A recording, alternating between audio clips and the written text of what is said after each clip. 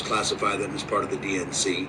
You know what I love most about Kamala Harris copying Trump's no tax on tip policy for her campaign? Is that we get to see how the media reacts to Trump doing something and Kamala Harris doing something in real time. We've made this argument a lot. We always say that if a Democrat were to do something that a Republican had done, they would cover it in a totally different way. Well, here we have a great way to judge that.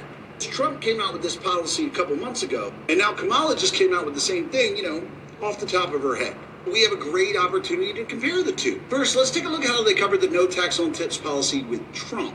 PBS News says former President Donald Trump's vow to stop taxing tips would cost the federal government up to $250 billion over 10 years. That's according to a nonpartisan watchdog group. But that was their feelings less than 2 months ago. Now, obviously, with Kamala Harris proposing the same thing, they're going to point out how expensive it'll be, right? Same news station, same Twitter account. Vice President Kamala Harris is rolling out a new policy position, saying she'll fight to end taxes on tips for service and hospitality workers. Wait a second.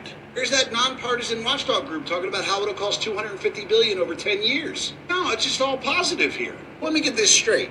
Kamala Harris comes out with this position yesterday. It's just a new policy position, fighting to end taxes on tips for service and hospitality workers. 2 months ago, when Trump brought it out, it was going to cost $250 billion over 10 years. Did the nonpartisan watchdog group take the week off? This chick literally just copied this dude. With about a 2-month delay, CBS suddenly forgets that it's going to cost $250 billion over 10 years. How much does the media have to do before we just classify them as part of the DNC?